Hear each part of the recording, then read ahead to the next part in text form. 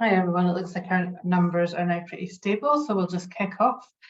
I'm the Development Manager at Community Land Scotland. My name is Lindsay Chalmers. I'm just going to start with a few housekeeping points before we start the main part of the webinar. So just to let you know that this session is being recorded, so we can put it up on our YouTube channel for anyone who can't make it today and might want to view it afterwards. We are asking people if you could please use the Q&A function if you want to ask questions. It's just to make it easier for us to kind of pick up the questions and direct them to people at the end. And what we're going to do is we'll run the three presentations first, and then we'll go through the questions and answers at the end. Captions are available during this session, and if I can ask you to please use the chat function just to share comments and network with others in the session. So feel free to introduce yourself to other people.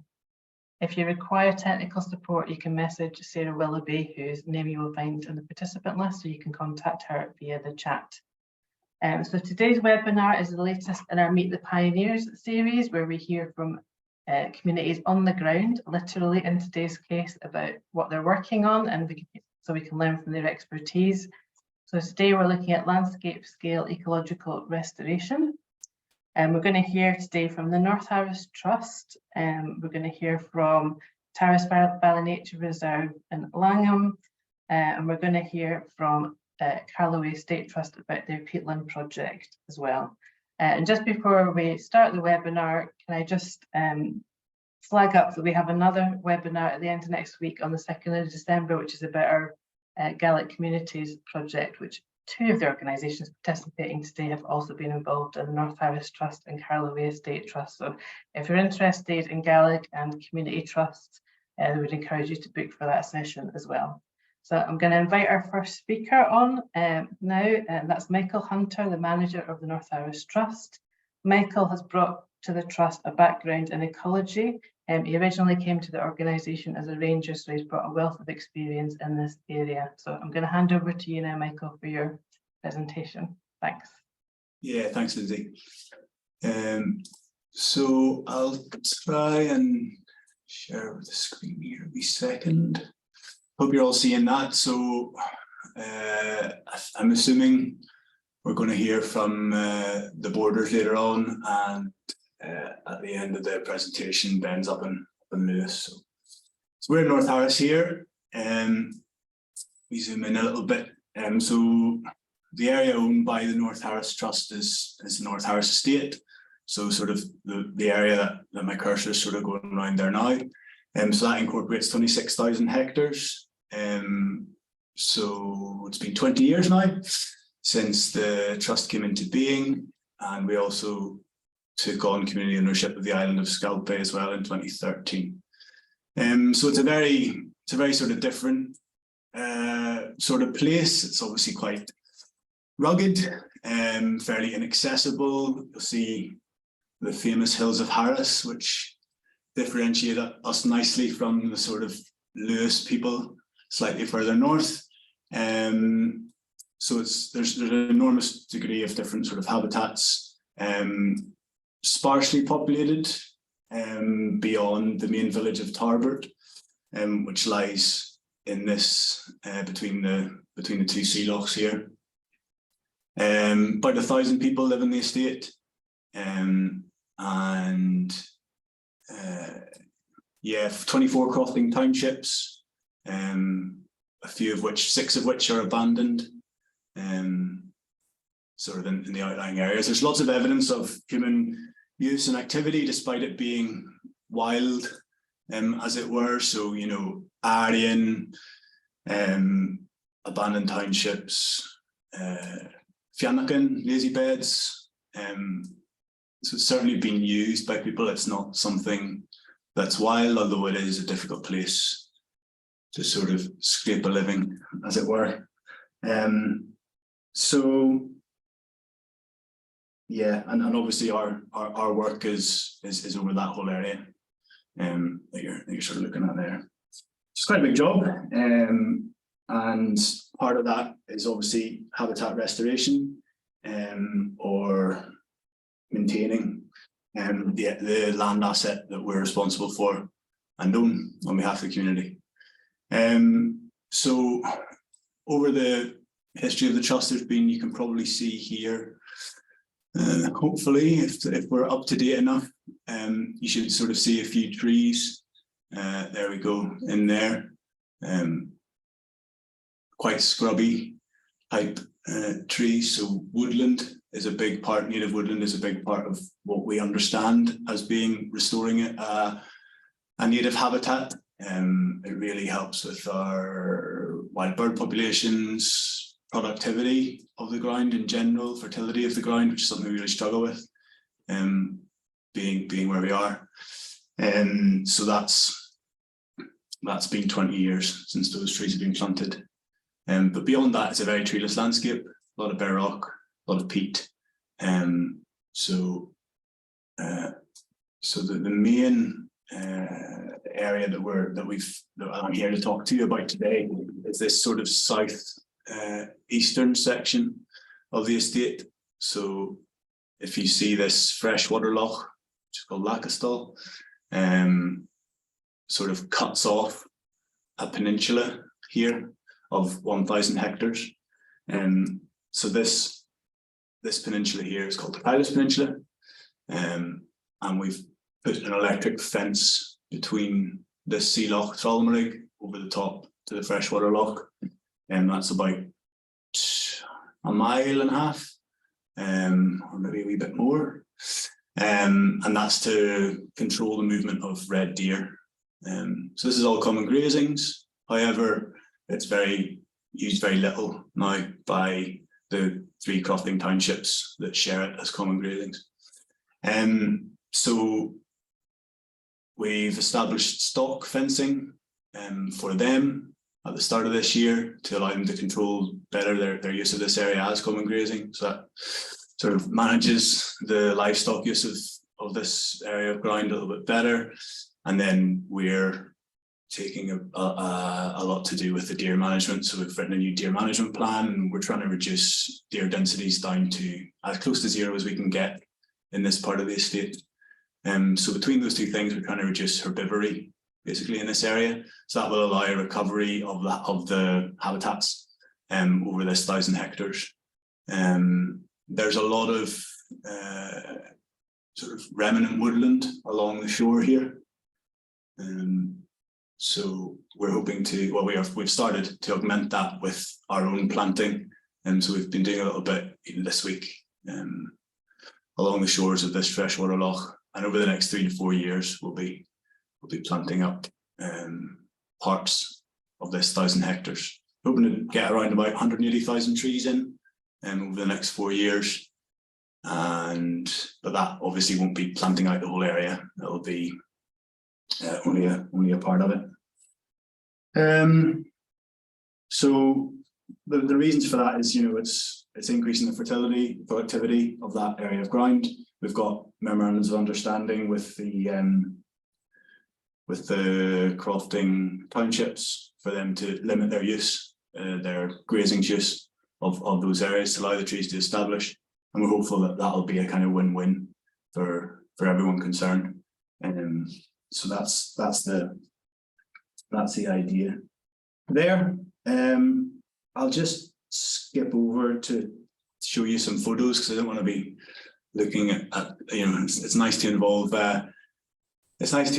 people, and it's not just about the land. So I go over into this PowerPoint here for you. So this is a little picture that sort of illustrates our idea. So this is a newly planted birch tree, and you'll see in the background here, in a fuzzy kind of way, natural, not regen really, but remnant woodland. So trees that have managed to sort of hang on in this little gill, in this little gully.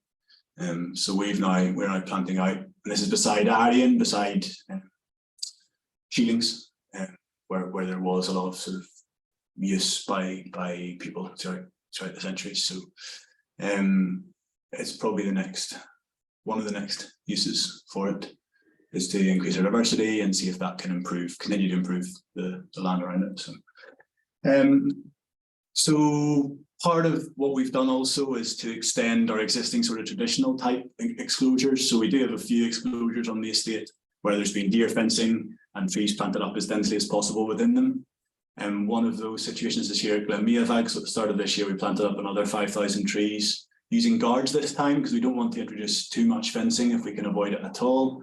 Try and work on sort of a landscape type scale and not be fencing up little blocks and have, you know, little blocks of heavily forested areas and then nothing beyond outside of that. And also there's a big mosaic of habitats, so not everywhere can be planted. So even if you can put up a fence, you're on Harras, you're finding that there's areas of deep peat which probably shouldn't be planted, so it's you know, it's difficult to fence off areas that work technically here just because of the way the land is. So the fencing I've already mentioned. So this is a new stock fence to allow management. It's done at the start of this year, and this is probably not a very good photo on the right, but you can see hopefully a replacement of the common grazing township fence, which we did for the crofters to sort of, that's one of the benefits for them as part of the project. So getting into practicalities, tree supply is a big one. So we work with 4 local suppliers on Harras and Lewis, and also 1 mainland supplier, mainly for fertilizer. So it's obviously a difficult to access area, even just to try and get the trees in and do the work. The fencing was obviously a challenge as well, but that's done now. So we're obviously trying to engage with volunteers, local people, obviously people visiting the island as well, to sort of do the work. But we also have quite a few staff who are engaged in estate management, and so they take on a lot of work as well.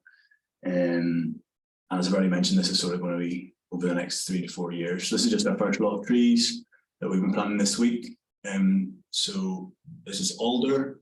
So it's very simple.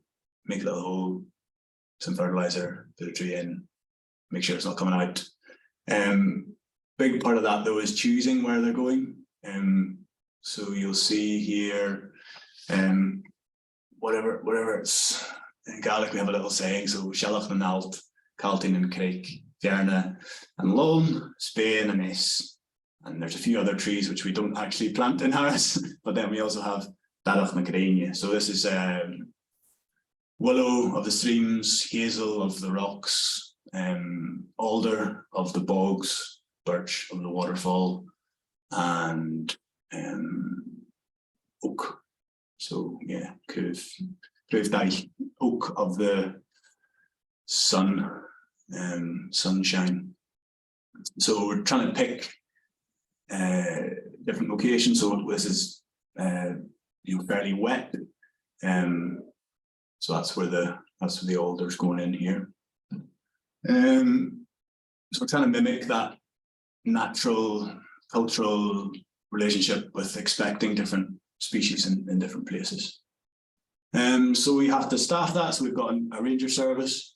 So this is Fonch, our ranger, down at the side of Loch still yesterday.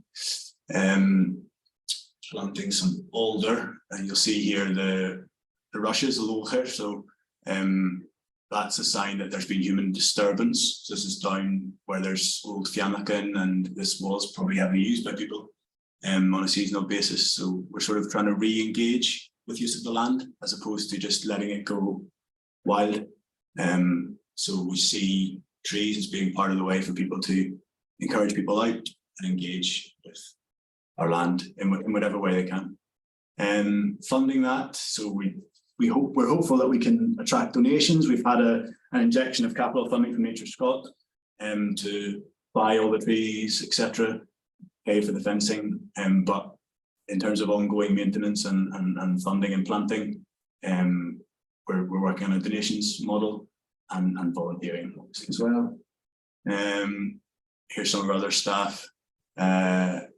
So we also run the local recycling centre, and this is George, who normally works there, but we managed to get him out on the estate as much as possible as well. So this is him having a good time with me yesterday. And yeah, so it's going to be an ongoing project. And we're going to be the next 4 years anyway, and then there's probably 10 years where we have to monitor things. Deer management is a big part of it as well. So we do our own stalking, and that allows us to manage that side of things. It's a big landscape scale project, so it is probably slightly different. And will it be successful? We hope so, but we have to try something, and so we hope that it'll engage people. We hope that it'll engage our community and show an active use, a diverse use of the ground as well. So we do have interest from local, so school, especially local young people. We have a youth group, and there's young leaders at the local outdoor centre, etc., who get involved as well. And it's also a benefit for the crofters, so it allows them to better manage their livestock at a time when there's dwindling numbers of active crofters, and how they fund the infrastructure that they need, fencing that they need to carry on, is becoming more and more challenging. So that's the benefit for them principally. We also hope that it'll allow us, long term, to think about ways of how to do this in the rest of the estate. So it's only 5%, 4% of our land area that we're talking about here, and there's room for much more diversity over our estate. So restoring that would be excellent, but it's the sort of 200-year plan type thought. So yeah, I don't think I've missed out anything too important, but I'm sure you can catch me in the questions if there's anything else that I've missed. Thanks, Michael. That was really interesting. I always like to hear about 200-year plans at Community Land Scotland. Yes, that's it. We'll be coming back to you at the end with some questions, but I'm going to hand over now to Angela Williams, who's a development manager with the Tarras Valley Nature Reserve down in Langholm, and Jenny Barlow, who's the estate manager there. So Angela has you're a third community landowner. Angela, isn't it? Familiar to anyone with community land ownership, ex-board member of Community Land Scotland. And Jenny Barlow, who's the estate manager at Tarras Valley, who previously worked in nature restoration with the Environment Agency, so both bringing a huge amount of expertise to this project. Over to you two. Thanks. Hang on, we're just sorry. That was my fault. We're just sorting out this screen share, sorry. Oh, right. Oh God, sorry. Yeah. No. Technical hitch. Right, wait a sec, sorry. We'll get there. Yeah. I'm just putting in, right, there we go. Right Yeah. there. Right, so thanks, Lindsay, for the introduction. So I'm Jenny, and joined by Ange. So thank you for having us along today. And I think probably alongside the other two sort of speakers, we're quite early on. So we might not sort of be more as an advanced in projects, but hopefully we'll give a good flavour of what we're actually getting on with sort of 18 months into community ownership here in Langholm with the development of the Tarras Valley Nature Reserve. And yeah, hopefully we sort of show what sort of following the buyout, where we're at with the sort of landscape scale ecological restoration and what kind of things we're taking forward, and again the role of people within that as well. So for people who don't know Langholm and don't know where it is, I thought it would be really good just very quickly to give a little bit of background about why we're here. So Langholm is in Dumfries and Galloway. So we're sort of near Gretna Green. Most people know where that is if we say that. So the population's about 2,300 people, really active community, and really sort of strong cultural connections with the land, with an annual common riding, historically where the boundaries of the common land have been marked surrounding the town, and the town was a very famous mill town. It suffered economic decline as the mill industry has declined. So there's been job losses, sort of traditional skills, people moving out, lack of opportunities. So community ownership and development of a nature reserve specifically was a way to kind of start regenerating and rebuilding and starting to look at how nature-based enterprises could support wider regeneration initiatives in the town. So the kind of ecological restoration is very heavily twinned with community regeneration, and obviously it's not the silver bullet, we know that, but you know, we think that, you know, as the nature reserve, it was really felt across you know, through the Langholm Initiative in the community, that this could support the wider efforts in Langholm to help diversify and provide new opportunities in the town. So it's a really exciting new chapter for us. So very quickly, I don't know how much people know about the buyout, but just to sort of give a little bit further context on that, the land that is now the Tarras Valley Nature Reserve, Langholm Moor, was put up for sale by Buccleuch Estates in 2019. So there was a lot of community engagement done to scope community support for the buyout. That was led by the Langholm Initiative, so community development trust that myself and Angela work for. So the sale of that land was the catalyst for this whole journey, really. So over the last sort of 2-3 years, the community in 2 phases have raised £6 million through 2 first and second stage buyout to bring 10,500 acres.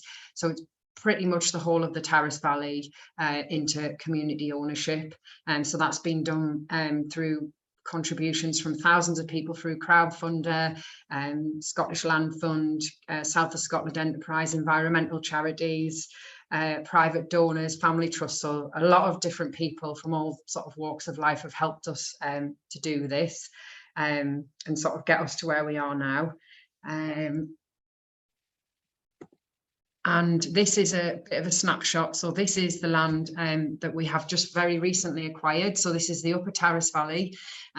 So yeah, so this officially transferred to the community on the 4th of November. So 19 days ago, we just worked out. So we're very new to owning this bit of land. But in terms of what the nature reserve, in terms of the whole valley, it's really, really diverse sort of habitat. This is the upland area is a very different characteristic to the lower half of the Tarras Valley. So a lot of this area is designated triple SI and special protection area for hen harriers. It's a lot more than just the sort of moorland that is traditionally sort of associated with Langholm and the Tarras Valley. So we've got a lot of ancient oak woodland, alder woodlands full of really stunning old trees that are starting to, it's not shown in this picture, but they're starting to regenerate down the valley. And so we've got some amazing examples of natural regeneration that have already started to sort of happen over the last 10 years. We've got in the sort of on the horizon of this picture, we've got really sort of, well, eroded and damaged, but very internationally important peatland that we're starting to look at restoring. And as well as that, there's within the whole nature reserve, there's 9 properties as well. So and one in-hand farm. So it's not just a sort of nature reserve, but it is also sort of home for people, for members of the community. So why a nature reserve? I think I've probably touched on this a little bit, but I think during the buyout and you know, during all the community engagement to scope the interest for a buyout, it became really clear that the sort of, you know, the land is very rich already in habitats and you know, it's a very diverse landscape, and there was huge potential for landscape scale restoration.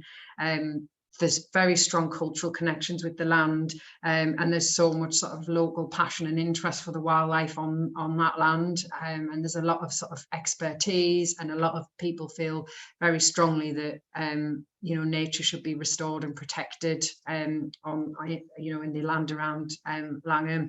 Obviously we've got the existing triple SI status and designations, so technically recognised for its ecological value, although those can be a hindrance or a help depending on what you're trying to do. And obviously through sort of peatland restoration, restoration of all our forest, it was really important to us to be able to play our part in the climate and nature emergency. And after economic decline in Langholm, there was a really sort of previous projects that have been run by the Langholm Initiative had identified the huge opportunities that nature-based tourism and nature-based enterprises could provide, and obviously the impact that that could have on community regeneration. So yeah, and over to you. So I think, as Jenny said, we really are at the start of this journey. Although we've both been in post for about 15 months now, there's been a lot of focus on the buyout, and we're just very much starting the whole process, taking forward the action plan for the reserve. Obviously, we had a business plan when we were doing the fundraising, and that business plan is still a guiding tool. But it's about, for us, it's a little bit about going back, making sure that we've got the right mandate from the community, and that we can start to kind of look at the detail of what the nature reserve is going to look like. So the team, besides myself and Jenny, we have got office manager, we have Kat, who works with our volunteers and schools, and we also have support of part-time secondment in a way from the Woodland Trust, and we have someone who from a private funder just does purely digital media, so that's actually quite a godsend for us. That's a real luxury. We've already done a lot of community engagement. We've been all the usual out and about at the sort of local Langholm markets, shows, agricultural shows and what have you, just going out and talking to people, because we're very conscious that we weren't here at the time of the first buyout.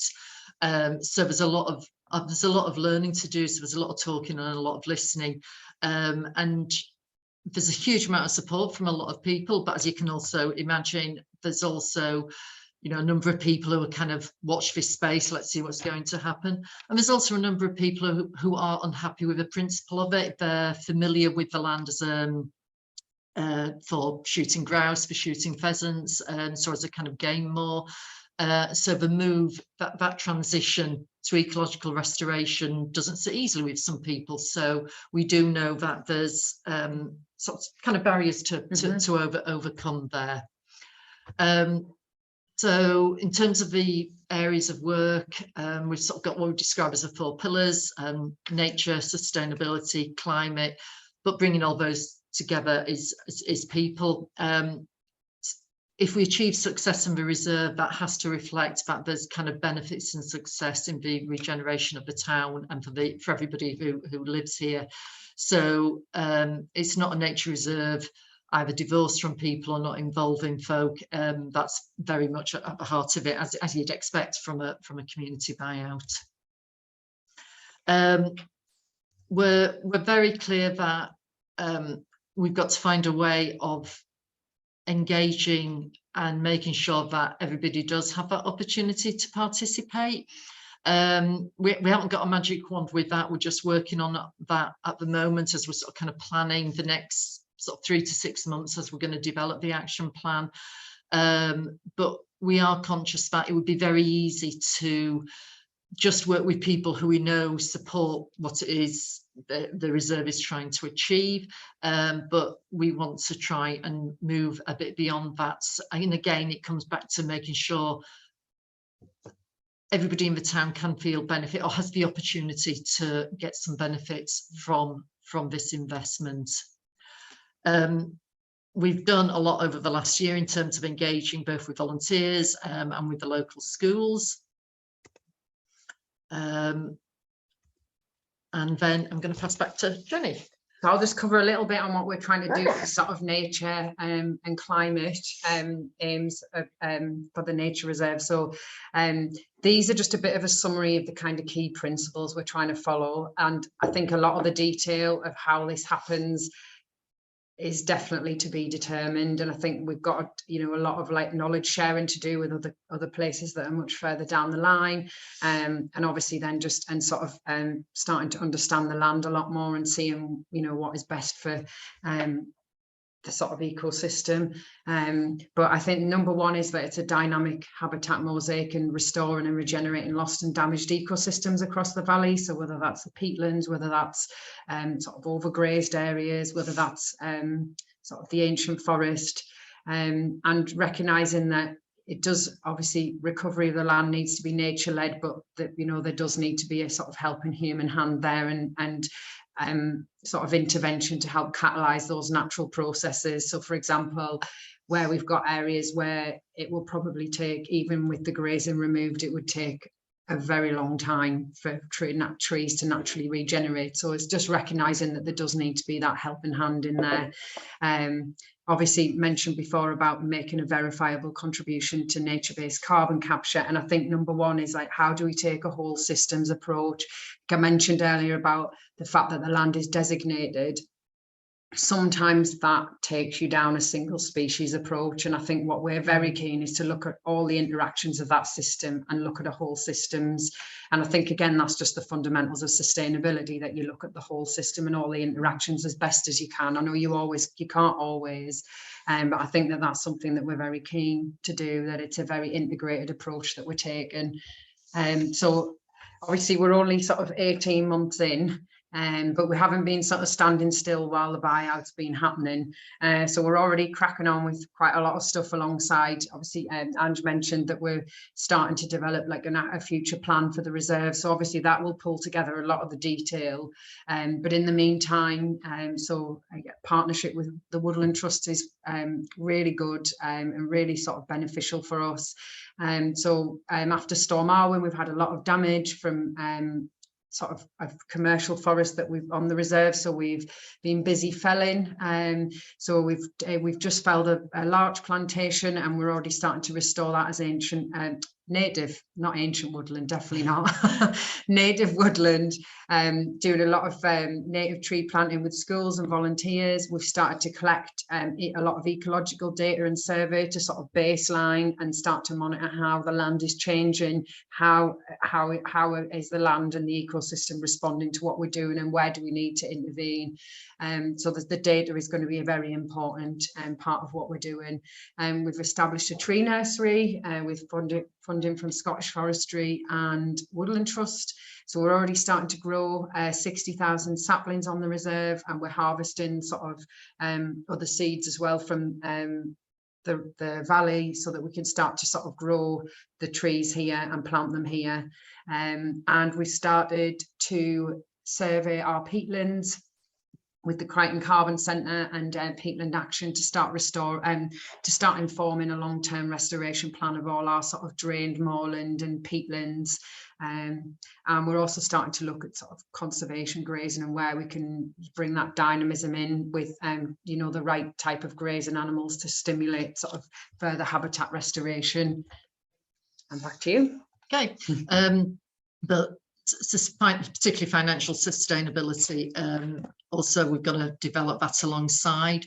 In terms of income at the moment, apart from kind of, we're lucky that we've got grant support for our individual posts, Jenny through Esme Fairburn and me through South of Scotland Enterprise, but as usual that will be time limited, and we need to make sure that long term we have got a plan to make sure that we are financially viable.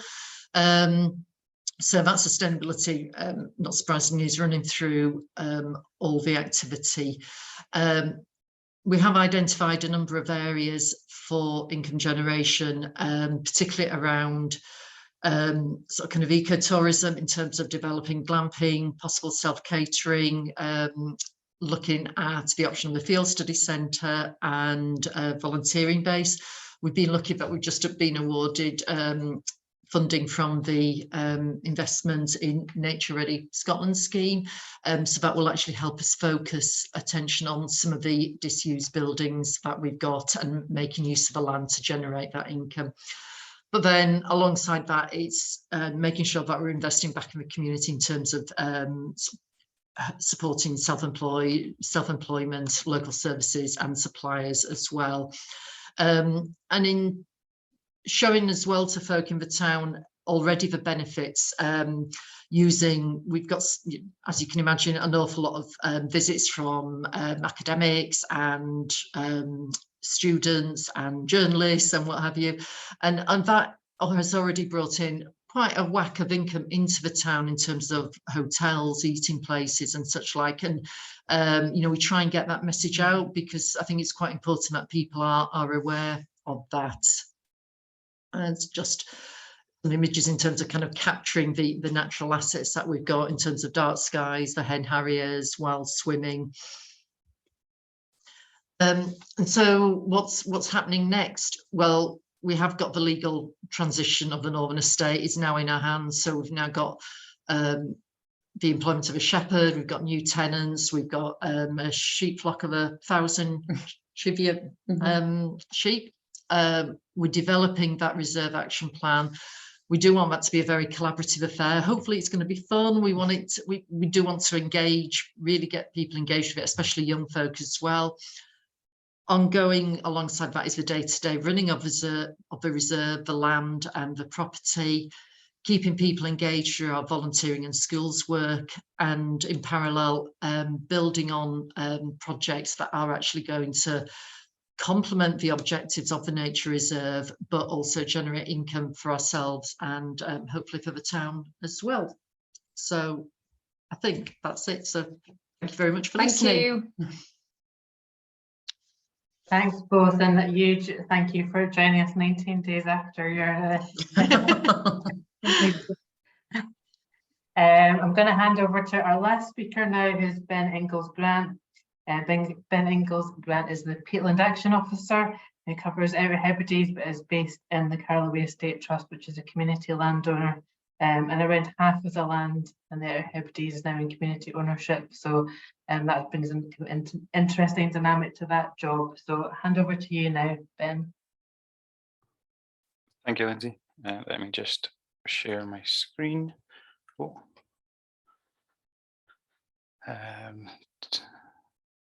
Let me see, share screen, there we go.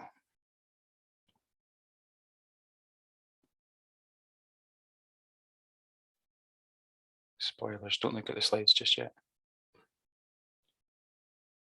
There we go. So good afternoon, everyone. I haven't looked at the participant list, but I assume there's some people who will know me on this chat and some people who will not know me.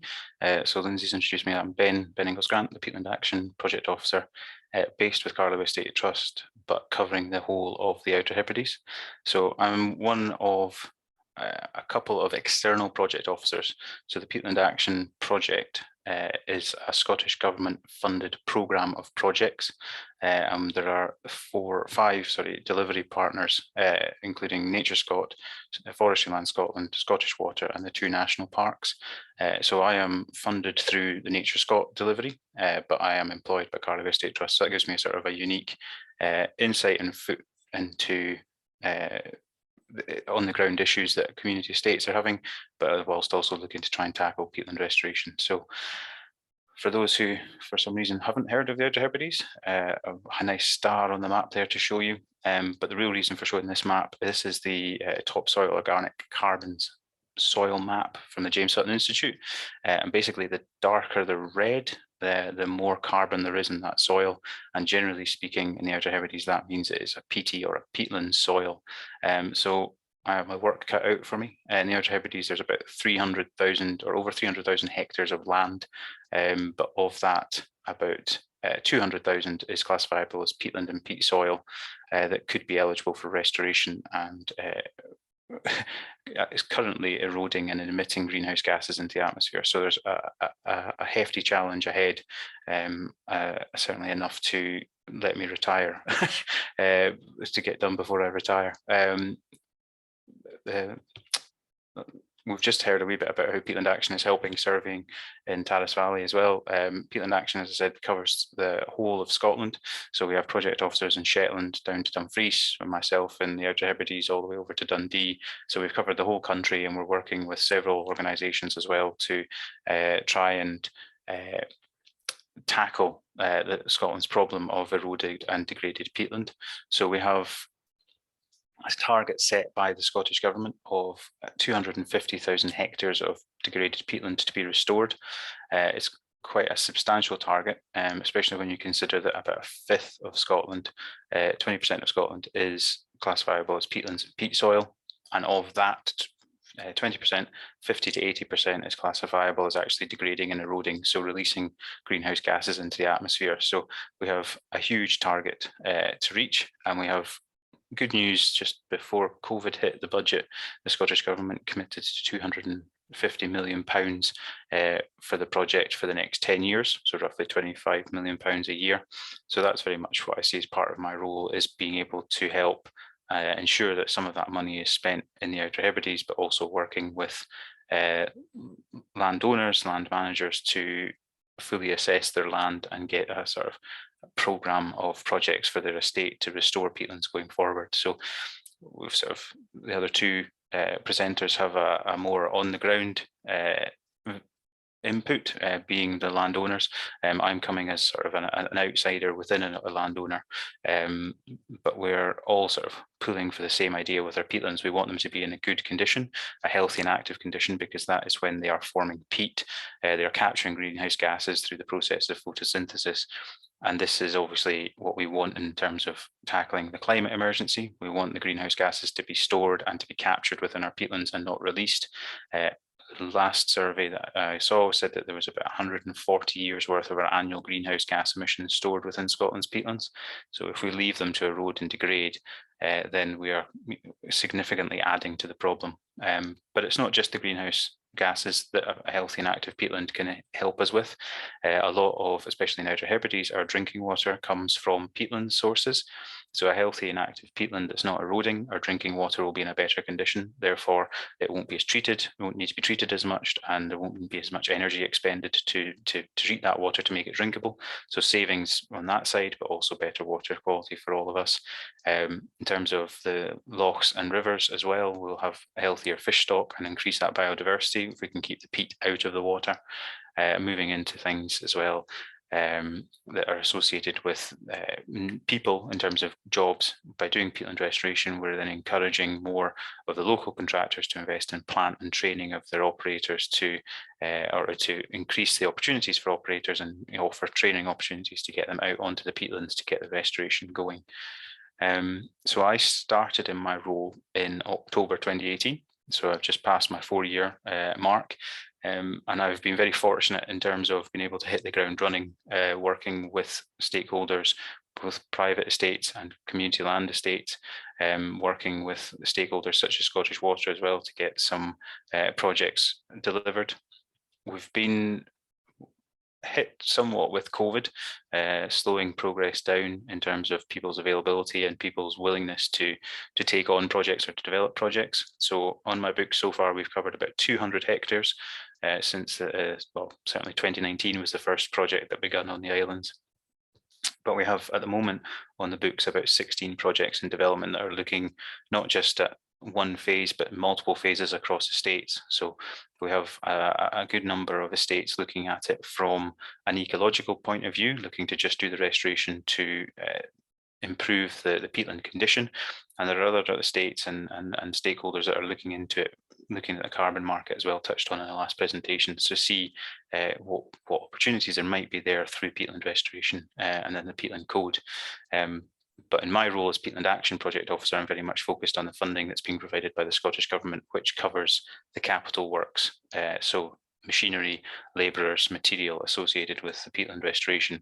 There's no future management payments or incentives in that sense. It's purely the covering the costs of the restoration to get it over the line. So I thought I would share just a couple of examples, just to give you an insight into the work that I've been able to do so far. So I've seen Ivan's on the participant list. So Ivan from Barvis Estate Trust. I've worked with Ivan and the Arnold Common Grazings as well as the local CalMax contractors. And we've been working in the village of Arnold, and we're hoping to look in other areas on the estate as well. We've been looking at surveying patches of the land that are obviously degraded. So from this aerial image, you can see the boundary of the site highlighted in purple, just about behind the grid lines.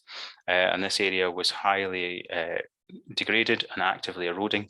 There were a number of old and abandoned peat banks on this site, as well as it's being part of the common grazings.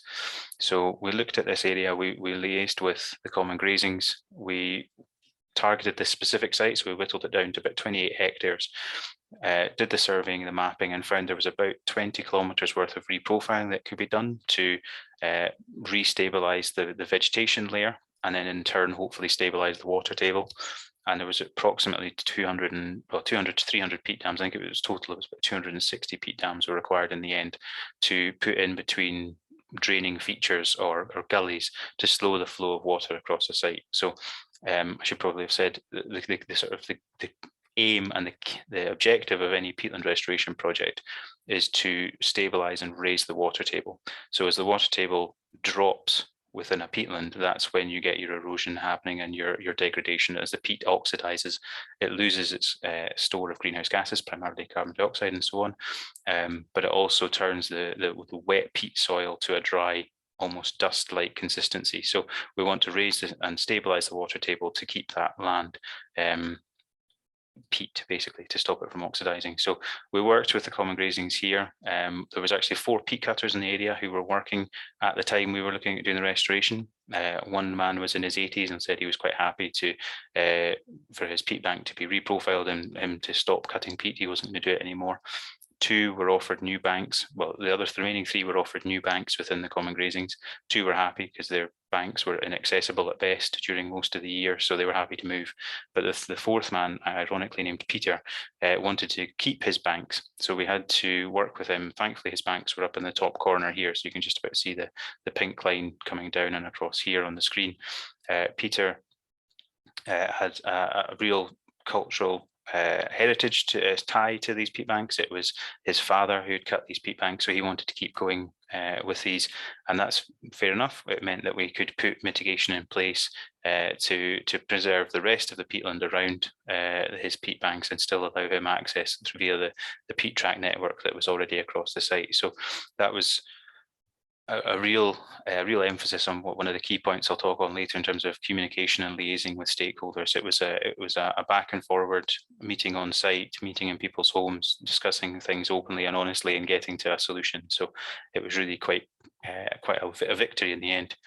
So here's just a couple of before photos to give you the condition. So on the ground, there was these peat hags, these eroding edges, bare peat in the bases of the gullies between the peat hags as well. So the peat hags are just lumps of peat, basically, that have eroded around the edge.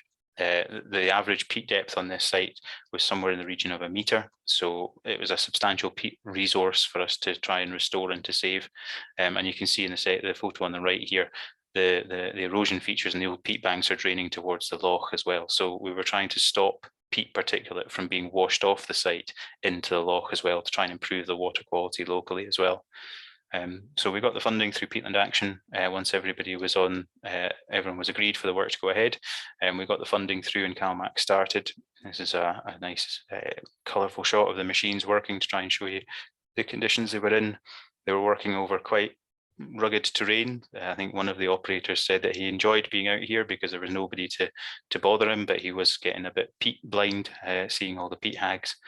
And then this was some of the work that they were able to do. So this feature was, although it looks like a pond, it's not actually that deep, but the water is now being slowed and stabilized from instead of being draining from left to right, it's now slowed and pooling. And then what we'll hope in the future is that sphagnum moss in particular will start to colonize these pools, create a new vegetation layer across the top, and then that water will be held and sustained in the vegetation layer, and it won't be traveling at a high velocity, stripping the peat off the system, off the site, further off down the system. So it's all about stabilizing that water table and then allowing it to recover. And then this is just an after photo of one of the peat banks that had been restored. So it was a 2-step peat bank. So you can still see where the peat banks had been, but now there's no bare and exposed peat. The machine has pulled the vegetation and pulled back the vegetation, reprofiled the edges, and then pulled the vegetation down and up to knit it together.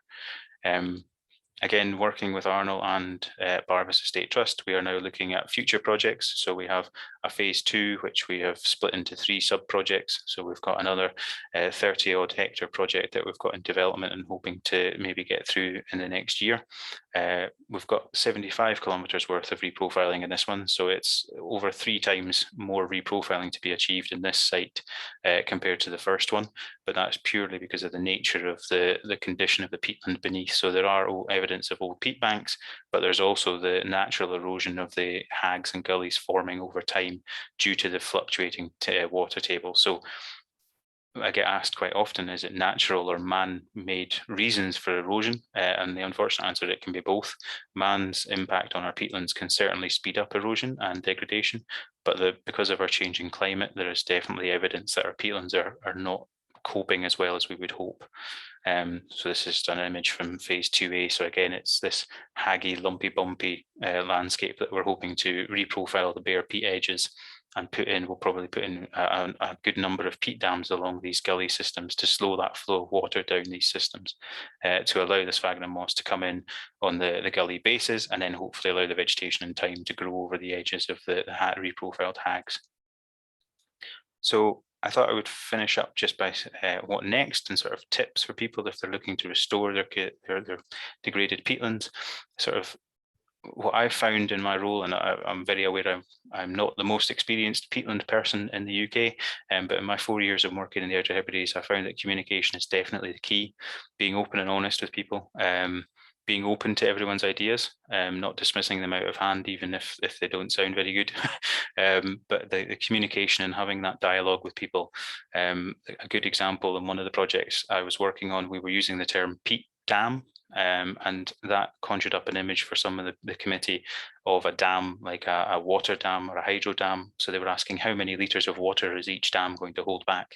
And instead, I had to explain that no, the peat dams are slowing the flow of the water across the system. And this photo here kind of shows, you can see the pinch points, roughly where my cursor is now, pinch point where a dam has been put in and another dam, and that is to slow the flow of water across. But if the water level built up too much, then those dams are able to be overtopped. They're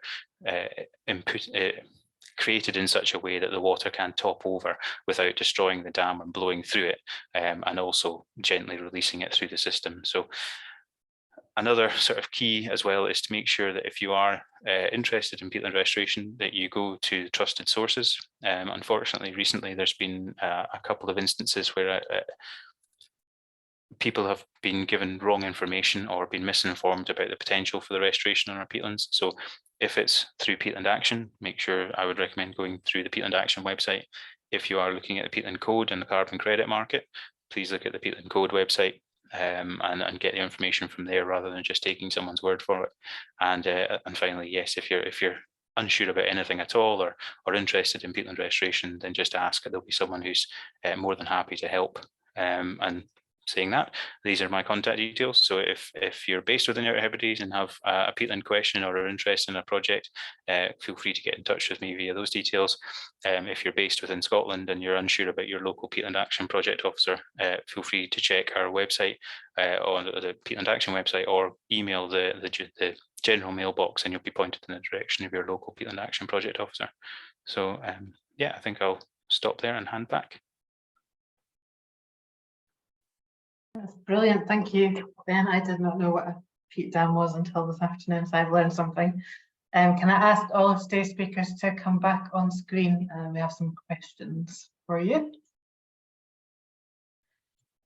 So the first question is from Holly Connell-Schaff for Michael, and she's asking if you've done any tree planting or do you have any plans to do tree planting on Scalpay? Love to. So as part of the initial project, we offered Scalpay Common Grazing's shareholders to be involved, and they turned us down. So that's probably a bit of lesson learned, and so it's hard to engage with the crofting interest. In the crofting tenure, so obviously we openly thought of it as a benefit, but not every crofter may think of it that way, because obviously it's providing fencing, which may not otherwise be easy, especially in the current climate. So we have made an offer to Scalpa shareholders. It's now that funding window's passed, but the door's always open. We do own outright, i.e. without crofting tenure, a parcel at Scalpa Lighthouse, Eland Class, which is the oldest lighthouse in the Outer Hebrides, and you should definitely visit. So yeah, we own quite a sizable area there. I don't know off the top of my head, it might be 50 hectares. So we'll be planting a little bit in there. There's an old stone wall that we've rebuilt to try and keep it stock proof. Always a challenge on Scalpa. I stay on Scalpa myself, so I'm not being too derogatory. And have sheep. So yeah, if that answers the question, we will be planting a few trees on Scalpa, yes. Yeah, not as many as we would have liked at the moment. So I'm guessing, so much land in the Hebrides under crofting tenure, so that's going to be a really important part of any kind of ecological project. So it sounds like in our knowledge, kind of brought people on board one at a time with very individualized approaches. Is that the kind of approach you'd be taking as well? Yeah, so interestingly, so we approached 4 crofting townships, and the townships with 8 shareholders were both able to say yes, and the township with 40, Scalpa, and 22, Kailis, weren't able to say yes. So possibly there's a pattern there where if you've got lots of shareholders, maybe it's not as easy for everyone to agree or to come to the same consensus. More opinions and more rumours, perhaps. Thanks, Michael. Question for you, Angela and Jenny. Nigel Harding, given the history as a driven grouse moor, he's wondering what your shooting policy is going to be. Will you have a clean break from the past, or replace with a form of shooting compatible with habitat restoration? For example, walked up shooting as in Scandinavia. What's your approach going to be in Langholm? So I think we've been quite clear from the start in terms of under community ownership, there's no intention to run it as any kind of driven grouse shooting or any kind of sports shooting enterprises. So in terms of that side of things, I think there is probably, there is that clean break from the past in terms of that. And I think with anything in the future in terms of like deer, so we don't have any red deer here, we've got roe deer. We do recognise these populations might need to be managed in the future, but at the moment we need to actually gather data on how many deer we actually have. I get an understanding of the population and understand what the potential impact is on kind of regenerating trees, grazing impact, grazing pressure, and then we can sort of inform any action after that. But it would certainly be, we sort of wouldn't have it as a kind of any kind of sports enterprises. It would be done as a purely sort of conservation based contractual activity. Thanks, Jenny. Hopefully that answers it. And the next question is also for you, from Fran Snee, who's asking if your business plan that you produced for the buyout is publicly available. Yeah, it's on the homepage of the Langholm Initiative website. We are probably going to be revisiting all of the stuff in there, but there's a copy on our homepage. Yeah. And if that, we're getting inquiries from other communities that are kind of inspired by what you're doing, so I feel like business plan is really going to be read by quite a few. Yeah, and I think bear in mind what actually probably do need to go and double check, because we had when we started out the process of buying the whole 10,500 acres, so a business plan was drawn up for that, and then as we got partway along that journey, it was just about purchasing the initial 5,200 acres, and so there was almost like sub-business plans done, and when we were doing the second purchase, again we went back and revisited it for the sheep farm and associated activity. So do need to double check. I think it might just be the original business plan that's on it, but yeah, no, we're happy to share what information we've got if anybody wants to contact us if it's not on the website. And we are in the process of very shortly launching Tarras Valley Nature Reserve website. So we'll make sure there's one of the things will be on there is just a sort of log of loads of, like, basically any publicly available document will be on there. And so, you know, business plans, any kind of action plans, anything like that will be available on the website for anybody to have a look at. I think that the line you're trying to walk of trying to balance kind of the ecological, the economical, and the community is going to be really interesting. Yeah, to learn from. Yeah, we do feel like we're being watched. In a supportive and encouraging way. The next question is also for you, which is about the how you're going to approach the carbon credits market, the emerging biodiversity credits market, and how you'll ensure community engagement and community benefit in that. Well, as you can imagine, almost from like day one since we started, we've had an awful lot of phone calls from an awful lot of very helpful people who'd like to help us generate income and spend it for us. And for anybody who's sort of kind of started going down that route, you just feel like you're still a little bit in the Wild West. And where we had one interesting conversation with some consultants who at the end of it really sort of turned around to us and said, look, you have got a fantastic asset here, make sure you are clear what you want to do with it, and you know, you set the objectives and move on from there.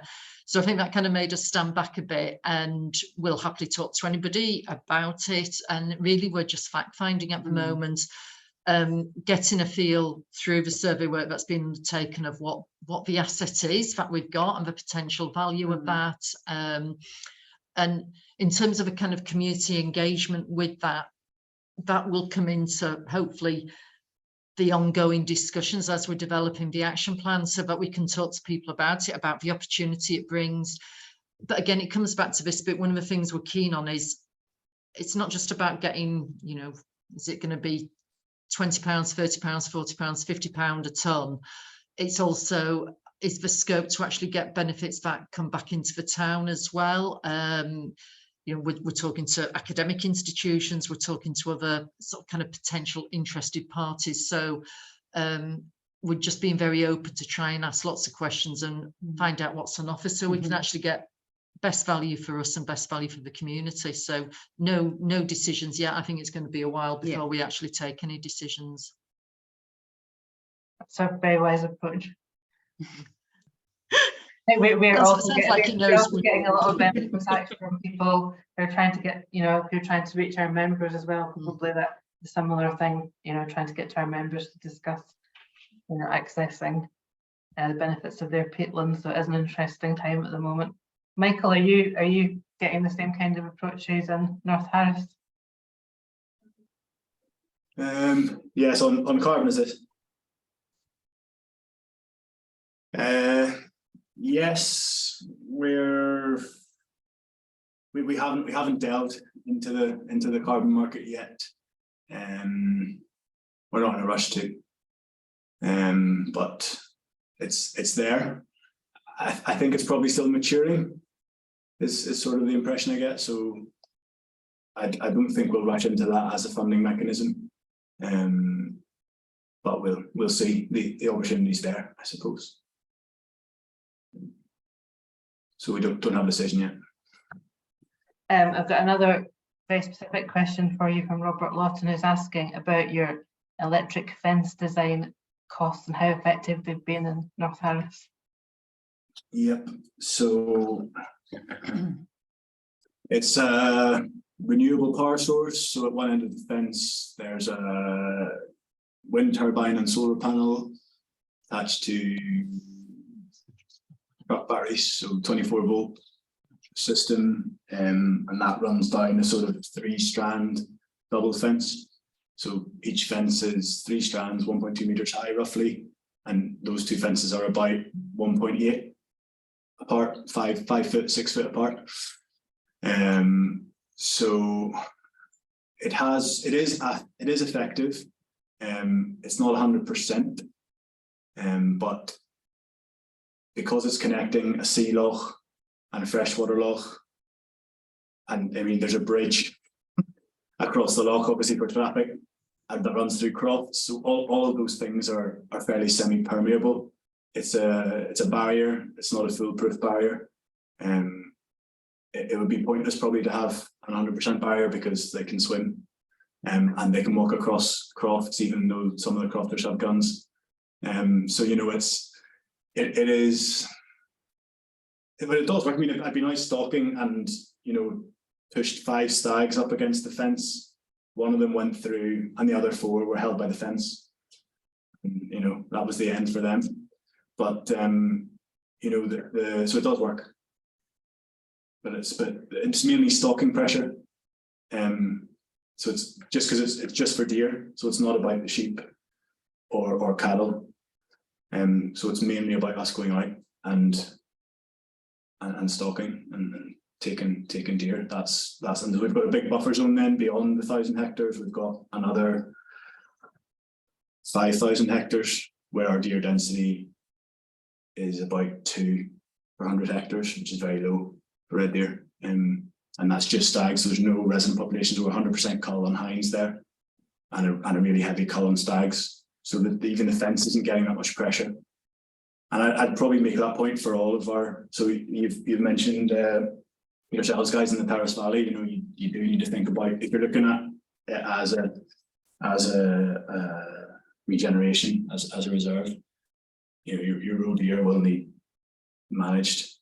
And you know, if I were you, I wouldn't preclude walked up grouse either. I mean, there are benefits, but you know, you'll make your own calls there. Yeah, but it's definitely an enormous part of the picture is the active management of wild populations where there isn't predation. Yeah. Thanks, Michael. At least deer haven't figured out how to fly yet. Sorry? Deer haven't figured out how to fly yet. They haven't. No, they haven't. Question for Ben. How do you monitor the retention of water and benefits to rivers, lochs, water supplies, flow rates, etc.? That's from Robert Lawton. That's a good question. Most of the time, it's not measured to give a quantifiable data. Scottish Water, if they're involved in the project, they do water quality monitoring on the lochs. So there's a project up in Shetland, in Sandy Loch, I think it is, in Shetland, where they've been monitoring the water quality associated during and before, during and after peatland restoration projects there. And they've actually found that it has been an improvement, and that I think they found that the bacteria associated with sheep poo was now being held on the peatland and not washing into the drinking water loch. There's benefits in that side when I was talking about the drinking water quality. In terms of other projects, there's actually a project happening at the moment in Ranish, just 5 miles or so outside of Stornoway. It's got some press recently by a company called Farpoint. They're doing an Internet of Things trial. So they have numerous water loggers, water sensors dotted across the potential restoration site. So they are gathering a baseline before the restoration will be completed to then hopefully prove afterwards that the water table has not only been stabilized, but it's been raised closer to the surface. So it's not done on every restoration project, but it's kind of an assumed benefit to the restoration project. There is monitoring and maintenance in terms of if you're through a peatland action program, if you're through a peatland action project, sorry, after 5 years, there's a monitoring visit, which would be a full walkover of the site to ensure that the restoration techniques have lasted and that they're also behaving in the way we would expect them to behave. So you would start to see bog pools forming naturally, sphagnum moss returning to areas that hadn't been previously. So I don't know if that's a helpful answer, but it's not done on every site, but there are projects that have used technology to get that data. Thanks, Ben. I was wondering about contractors, and obviously this requires quite a lot of machinery and people operating that machinery. Do the contractors that you use, did they have experience in this area, or did you also have to work with them to upskill them? For in the Outer Hebrides, no, when I started, peatland restoration was a new concept. Peatland reinstatement had been around in terms of following developments and wind turbines and things, but the actual concept of peatland restoration was new. On the first site we were working on, the operator in the machine actually turned around to me and said, for all my days, he was an experienced operator, he said, for all my days I've been told to take water away from a site, and now you're telling me to hold water on a site. So it was a complete 180 of his psyche. But he loved it. Every operator that I've had doing a restoration project has enjoyed it so far. I think there was one who said he was going peat blind because he was in 30 hectares of peat ags and just working his way through this. I think it took about 8 weeks to get the project finished. But it is one of the difficulties I have in terms of the contractors are not fully equipped for all the different restoration techniques that we would like to use in our sites. So things like forest to bog restoration, that's quite a specialized machinery required, plant and fittings. So they will probably have to go for the mainland and ask for a contractor to come over and do some of that sort of work. So we're looking at training, we're looking at encouraging contractors to be part of the contractor training program that Peatland Action offer, and then also getting them to actually look forward to see that there is the pipeline of projects and there's going to be the demand to invest in plant and invest in people as well. Because we have found that in the projects we have been running, it's sort of been 1 or 2 projects a year. In the future, that to meet the Scottish Government targets, we are going to have to ramp up the delivery and sort of run multiple projects at one time. So we'll need more operators on the ground. So trying to get that messaging across has been a good challenge, an interesting challenge, but it's not finished yet. Thanks, Ben. I'm just going to go to Angela and Jen again. If anyone has got any last questions, put them in the question and answer box. So going back to the whole area of sheep, the question from Robert Lawson for you, Angela and Jenny. How do you intend to manage the sheep and forest habitat regeneration, and any thoughts on the key elements for long-term monitoring strategy? Okay, so I'll start with the sheep first. So I think it's probably the sheep flock transferred to us 3 weeks ago, so it's very, very new.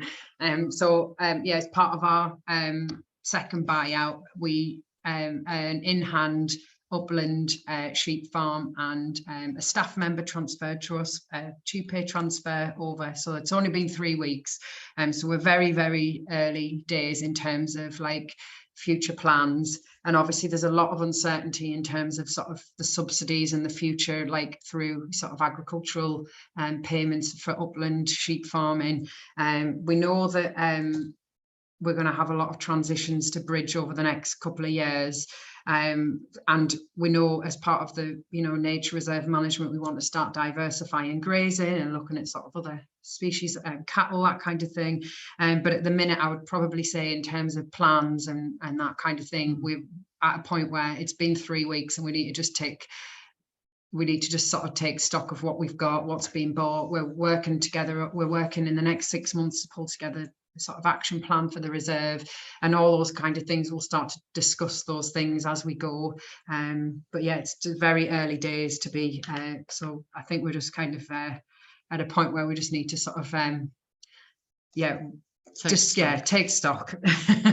And in terms of long-term monitoring, we have started doing sort of ecological surveys, habitat condition surveys. We've got a lot of stuff from the Peatland Action stuff, but in terms of, I think what we want to do and what we're probably going to learn probably very heavily from other schemes, other projects that are a little bit further on, is almost like picking sort of indicator species or indicators that we want to monitor every single year. So we've been doing funded through some of the subsidies we've been getting. We've done a farm environment assessment, which has been like a whole reserve ecological sort of snapshot, which has been really helpful, and we want to sort of continue that. And then we're also starting to look at sort of more innovative ways of monitoring landscape change. So we've got funding from CivTech and South of Scotland Enterprise for like a 3D point mapping drone that can help show sort of like recovery of the landscape and like vegetation structure. So that's so we can as well as the monitoring, we can sort of do it a bit more of a sort of, you know, we can look at more innovative ways to see how the landscape's changing as well. So that's really exciting, as well as the sort of data collection. We're hoping that kind of thing will help us show how the land is recovering as well. But again, early days on that as well. So sorry, it's a bit of a non-answer, but this is where we're at. Hopefully that, is it, Robert? Hopefully that answered the question as best I could. So watch this space. Yeah, watch this space. I have a question, a really interesting question for all of the panelists. So I'll come to you one at a time. How do you balance the need for external expertise for the more ecological quantitative work versus the involvement of the community and their participation in restoration processes? I think all three organisations have got expertise within their staff team. So would you say you needed that, or can you find expert outside advice, I suppose? So balancing the community and the ecological part, and then how much expertise do you actually need to deliver a programme like this?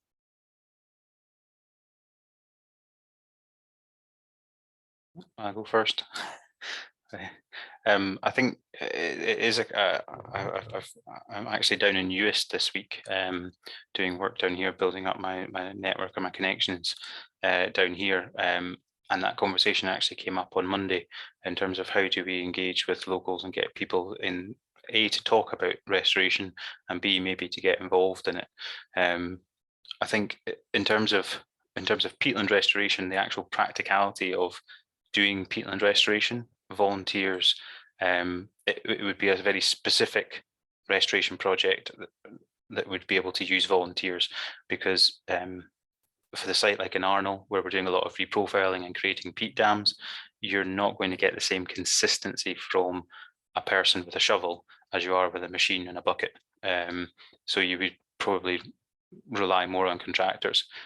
That being said, doing surveying, doing monitoring and sort of finding areas and sites, scoping out sites and things. I've been working with volunteers myself, going out, mainly students, research students who are looking for placements and things, but also from locals who have an area in mind that they think is eroding and degrading and want to get a second opinion on it and see if there's anything that can be done. So it's an interesting balance, because there will be times when we need external input, and that's even from my point of view, someone above me to give input and help to me in designing restoration projects and implementing things. But it's also crucial to get people on the ground involved, because if people aren't invested in these projects, then they're not going to support them, really, in essence, and we'll be fighting all the way to get things done rather than working together and getting more, achieving more in the long run. So it's an interesting balance, where when we can get volunteers involved, I think it's something that's really worthwhile and beneficial. But there will be points when we can't, we'll have to go to externals. Thanks, Ben. Over to you, Angela and Jenny. It sounds like your community's connection with the land is quite a key part of your buyout. So how are you building on that? And I definitely echo what Ben's just said about it being a fine balance, because I think what we're, you know, just from sort of being in the job, where the team been in 18 months, is there's a massive wealth of knowledge from people who've worked the land, who've lived on it, and they have a different kind of understanding and different kind of perspective, which is equally as important as someone who might come in and help us with a survey. And I think the two things can really complement, and I think it is just about sort of having an open discussion and joining the things together.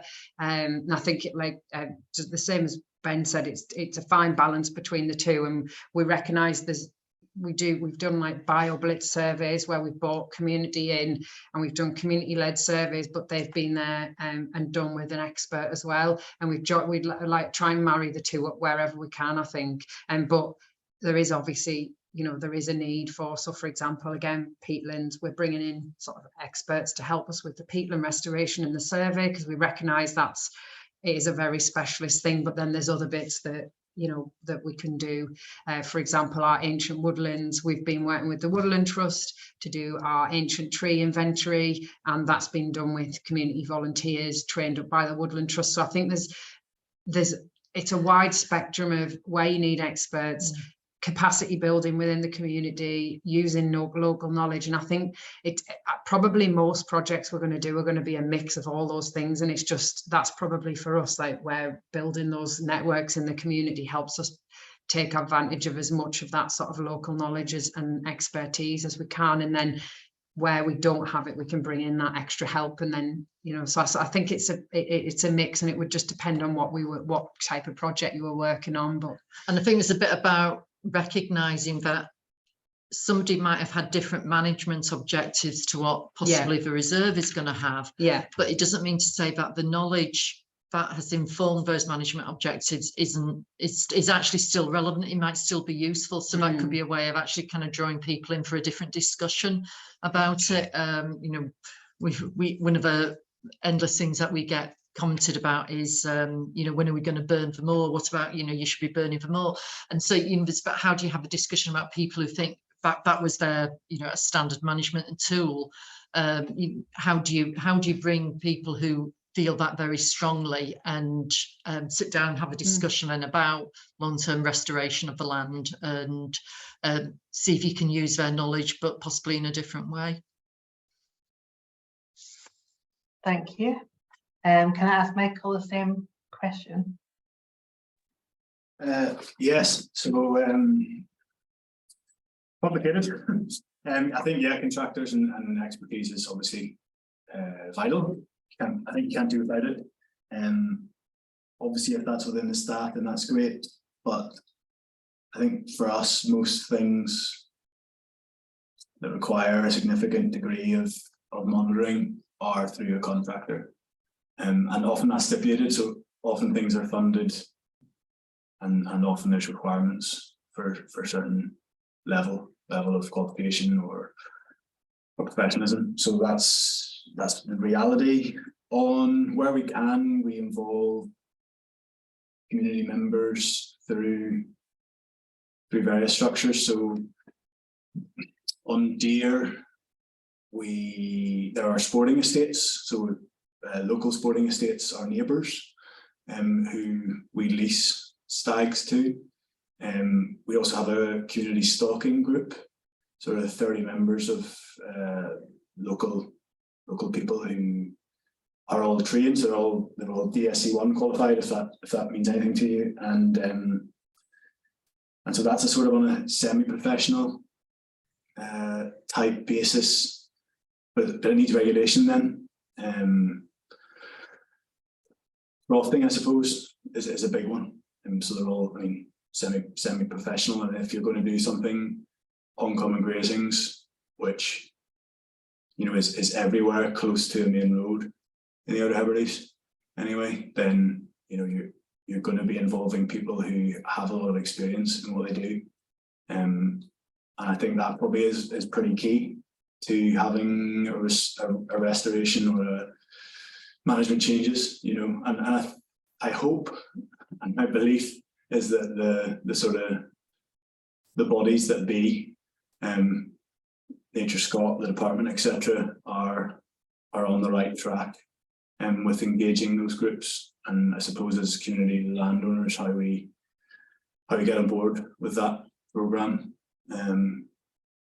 will be interesting. But I think certainly our hope is that that's moving in the right direction, and where we are engaging those community members who have expertise, who have knowledge to do things maybe a little bit differently, or just in a little bit more structured way, and that can have enormous positive impacts for everyone. So we'll see. Watch the space, I suppose. Thanks. I'm going to come on to what I think will be our last question today. So I'll ask you all if you can respond to this question quite concisely.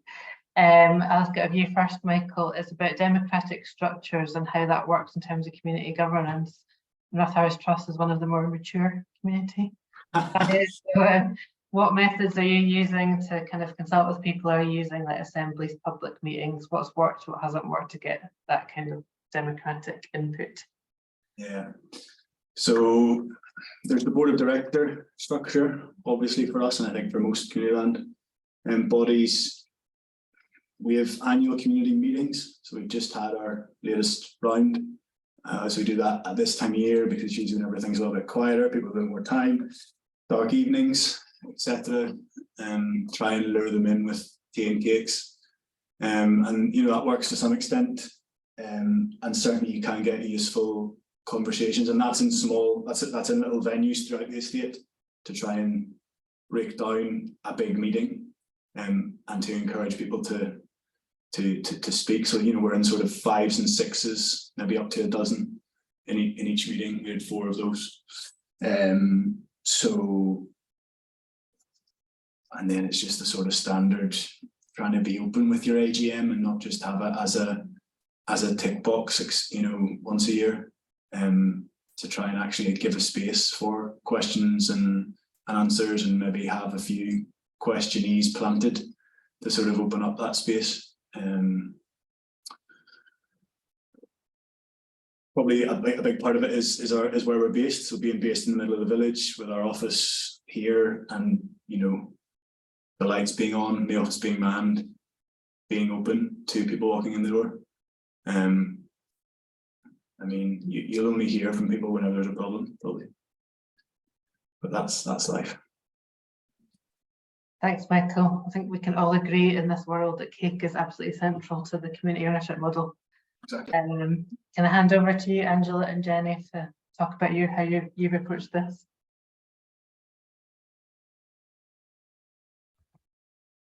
I think we were just saying there, we were just sort of just saying that I think the main thing that I think we've done, obviously similar structure to what Michael's mentioned in terms of like board and exec committee and that kind of structure for the organisation. But I think beyond that, what we've tried to do and what we'll continue to do as we develop plans is almost, I think for us, we've been trying to go out and speak to people on their terms, kind of like going to community events, going into the schools, going along to different meetings, and sort of trying to get into as many different forums and different audiences as we can, to just try and open up discussion about things.